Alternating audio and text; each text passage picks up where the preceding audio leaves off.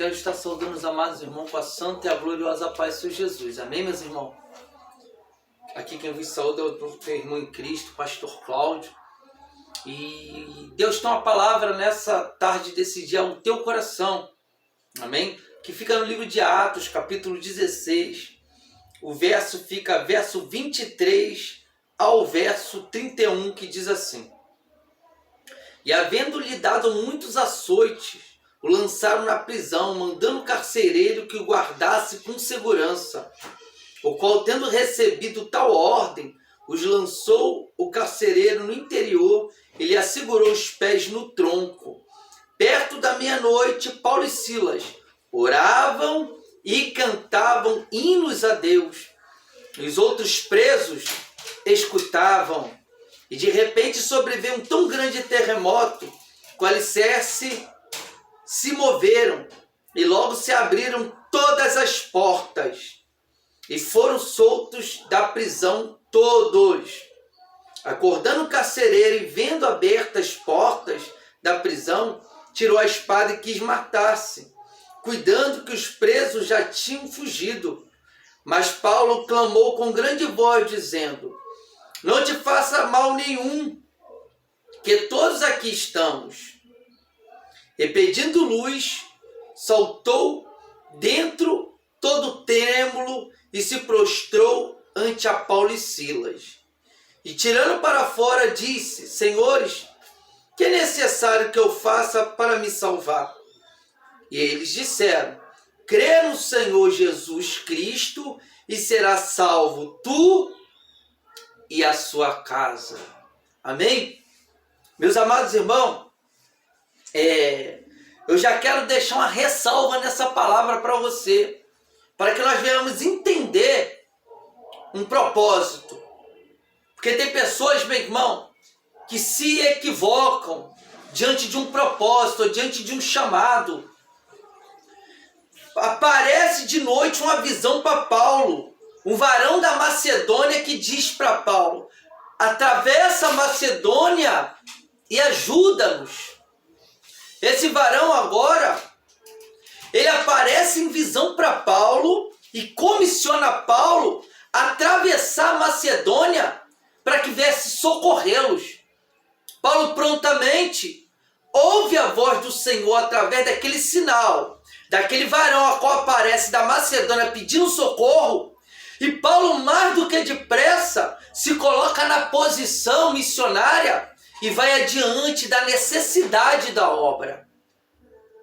Mas diz a palavra do Senhor que caminho de Paulo se depara com uma mulher chamada Lídia, vendedora de púrpura, a qual que quando Paulo ele mencionava o evangelho, ela atentou muito bem para que Paulo falava.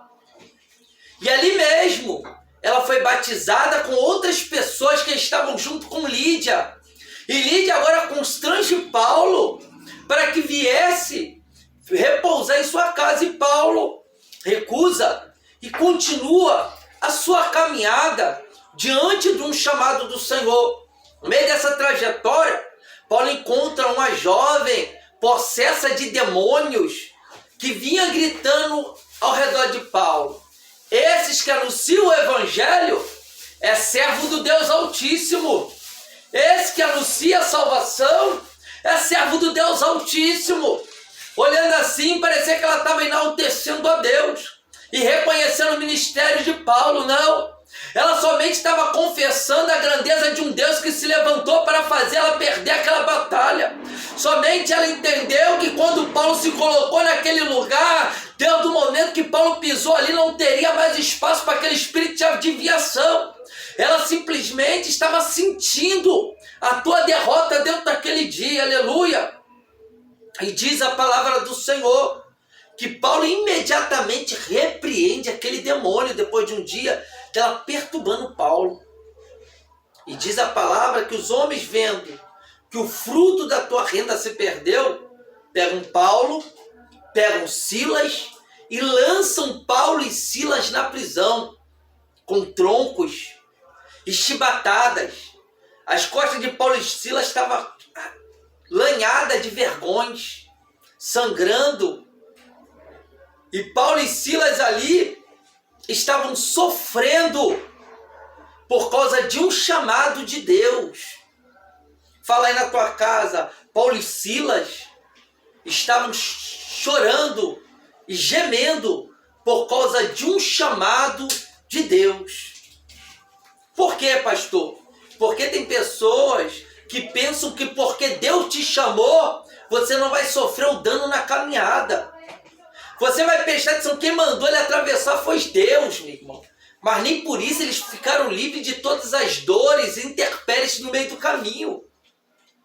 Porque tem pessoas que acham que Deus vai mandar ele para tal lugar que ele não vai sofrer o dano de um chamado.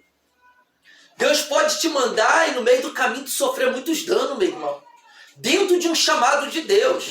Porque o chamado de Deus não pressupõe a ausência de dores. Pega essa aqui. O chamado de Deus, ele não te livra das dores. Ele te guarda da morte. Paulo foi açoitado. Paulo sofreu dano. Mas Paulo não pereceu diante do dano que ele passou. E Paulo e Silas agora estavam ali, açoitado, maltratado. Paulo e Silas estavam ali sentindo as dores do teu chamado.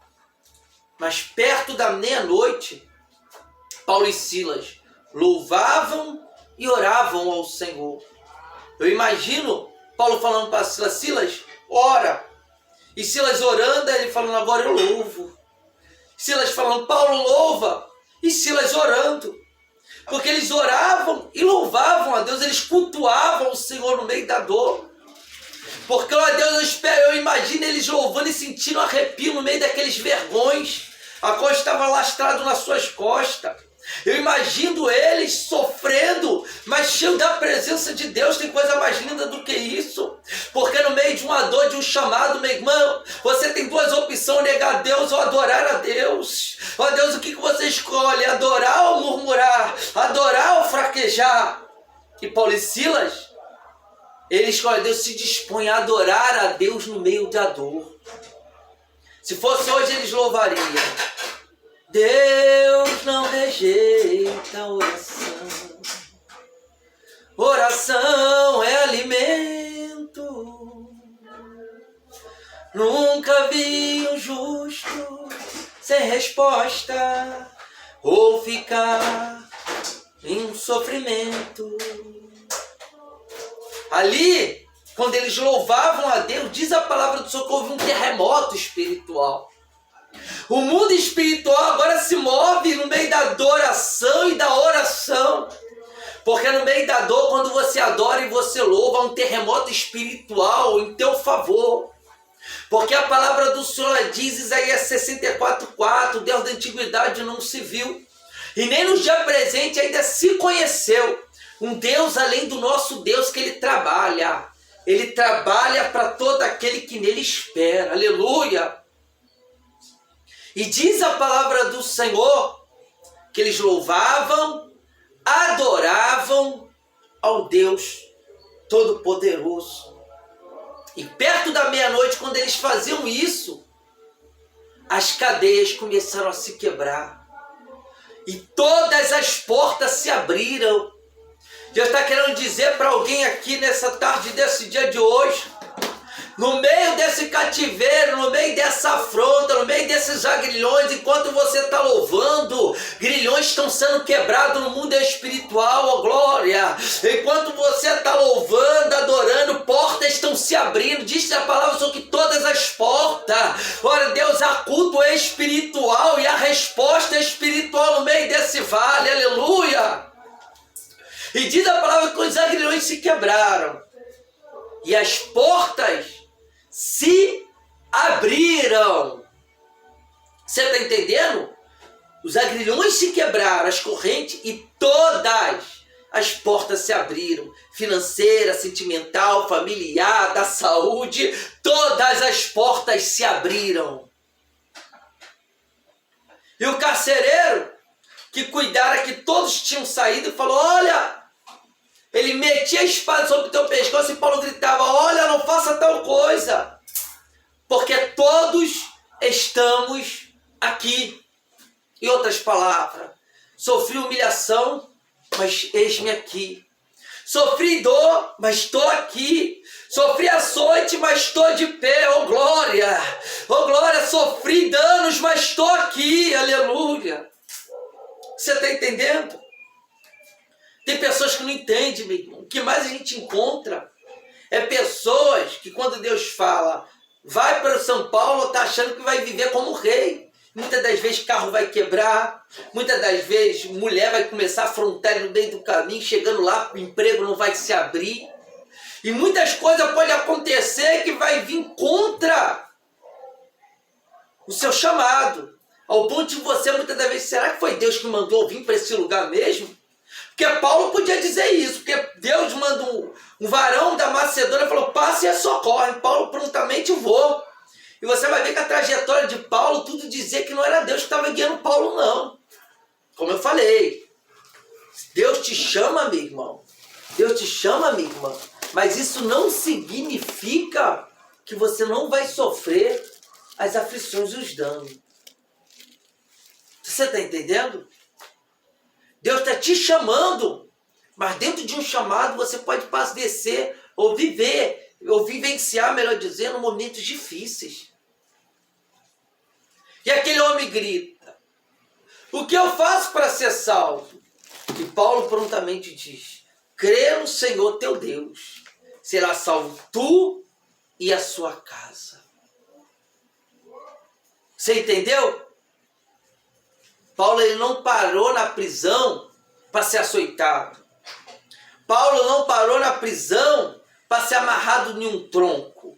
Paulo não parou na prisão para sofrer. Paulo parou dentro de uma prisão para converter um carcereiro em uma família.